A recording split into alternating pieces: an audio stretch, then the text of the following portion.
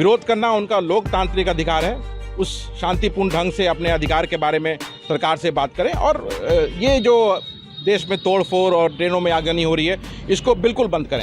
जो ये केंद्र सरकार ये अग्निपथ की जो स्कीम लाई है ये मेरी पार्टी के हिसाब से, पर्सनली मेरे हिसाब से ये बिल्कुल गलत है। तो उस हिसाब से अगर देखा जाए और बेरोजगारों की संख्या आप देख रहे हैं देश में किस तरह से बढ़ती जा रही है, और जब सरकार पिछले कुछ सालों में बेरोजगारों के लिए कुछ नहीं की तो और वो बढ़ गई, और अब ये स्कीम सरकार लेके आई है। आप देश के साथ खिलवाड़ कर रहे हैं। देश के साथ खिलवाड़ इन द सेंस ये कर रहे हैं कि देखिए, कोई भी बच्चा जो सेना में जाना जाता है वो उसका एक अलग जज्बा होता है।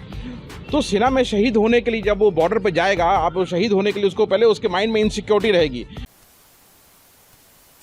केंद्र सरकार के द्वारा अग्निपथ स्कीम के तहत अग्निवीरों की भर्ती की जाएगी और 4 सालों के लिए भर्ती होगा। 17.5 से पहले 21 था और अब 23 वर्ष उम्र सीमा तय की गई है। ऐसे में बिहार सहित देश में लगातार छात्रों का आंदोलन चल रहा है और कई लोग अपने अपने मत को रख रहे हैं। साफ तौर पर मानना है कि केंद्र सरकार को इस स्कीम को वापस ले लेना चाहिए।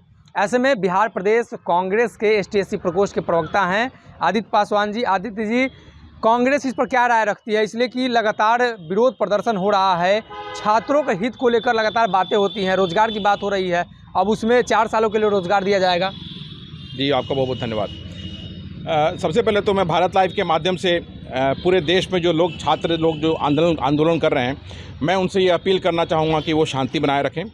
विरोध करना उनका लोकतांत्रिक अधिकार है। उस शांतिपूर्ण ढंग से अपने अधिकार के बारे में सरकार से बात करें और ये जो देश में तोड़फोड़ और ट्रेनों में आगजनी हो रही है इसको बिल्कुल बंद करें।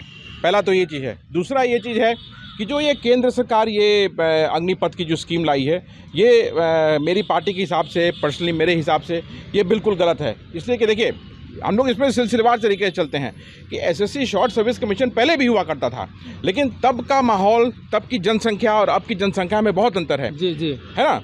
तो अब बिल्कुल चीज़ें पलट गई हैं। पिछले 15-20 वर्षों में देश में जनसंख्या बहुत अधिक हो गई है। तो उस हिसाब से अगर देखा जाए और बेरोजगारों की संख्या आप देख रहे हैं देश में किस तरह से बढ़ती जा रही है, और जब सरकार पिछले कुछ सालों में बेरोजगारों के लिए कुछ नहीं की तो और वो बढ़ गई, और अब ये स्कीम सरकार लेके आई है। तो इसको जिस तरह से सरकार लाई है वो लाने को उचित नहीं रहता है। आप देश के साथ खिलवाड़ कर रहे हैं। देश के साथ खिलवाड़ इन द सेंस ये कर रहे हैं कि देखिए, कोई भी बच्चा जो सेना में जाना जाता है वो उसका एक अलग जज्बा होता है। तो सेना में शहीद होने के लिए जब वो बॉर्डर पे जाएगा, आप शहीद होने के लिए उसको पहले उसके माइंड में इनसिक्योरिटी रहेगी कि मेरी तो जॉब सिक्योरिटी नहीं है, तो वो क्या शहीद होगा। वो उसको, जो नॉर्मल सैनिक जो रहता है, जो सेना में जो हमारे जो भाई लोग जो शहीद होते हैं या शहीद होने जो लड़ते हैं, उनके दिमाग में ये चीज़ रहती है कि अगर मैं शहीद भी हो गया तो मेरी परिवार की देख रेख को सेना करेगी, उसे कोई चिंता नहीं है, वो देश के लिए मर मिटता है। वो आज वो क्या सिक्योरिटी से केंद्र सरकार दे रही है? वो नहीं दे रही है। और वो 4 साल के बाद फिर वो सड़क पे आ जाएगा। अभी तो कह रही है कि आपको केंद्रीय अर्धसैनिक बलों या अलग अलग जगहों में नौकरी मिलेगी, लेकिन क्या ये सच होगा? आने वाले समय में अब आप देखते हैं कि कितने भी लोग जो फौज से रिटायर होते हैं वो गार्ड की नौकरी कर रहे होते हैं, पियोन की नौकरी कर रहे होते हैं। तो आप क्या पढ़े लिखे छात्रों को उसी तरफ ढेकना 2 करोड़ चाहते हैं क्या? 2 करोड़ रोजगार की बात हुई थी और अब ये 4 साल हो रहा, क्या 2 करोड़ रोजगार ही 4-4 साल करके दिया जाएगा? नहीं, कोई मतलब ही नहीं है ना। ये स्कीम को केंद्र सरकार को पुनर्विचार करना चाहिए कि ये इसमें या तो बदलाव लाए या बिल्कुल नए तरीके से लाए।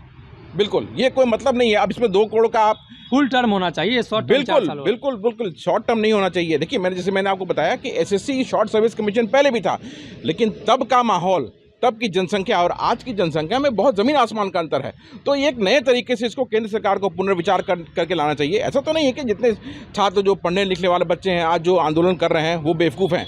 सब पढ़े लिखे हैं और पढ़ लिख रहे हैं, तैयारी कर रहे हैं। तो इसको केंद्र सरकार को गंभीर तरीके से इसको देखना चाहिए। और बिहार प्रदेश कांग्रेस कमेटी अनुसूचित जाति विभाग ये केंद्र सरकार से मांग करती है कि इसको जल्द से जल्द पुनर्विचार करें और जो छात्र आंदोलन दिन पर दिन बढ़ता जा रहा है उसको रोकें, छात्रों से बात करें और सकारात्मक तरीके से इसका हल निकालें।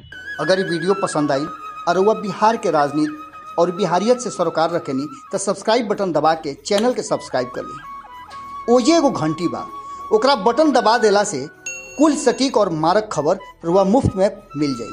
अगर रुआ पत्रकारिता के हमनी के नया प्रयोग में सहयोग कर चाहतानी तो ज्वाइन बटन दबा दी। पेटीएम नंबर नोट कर ली 9386 816 700। धन्यवाद।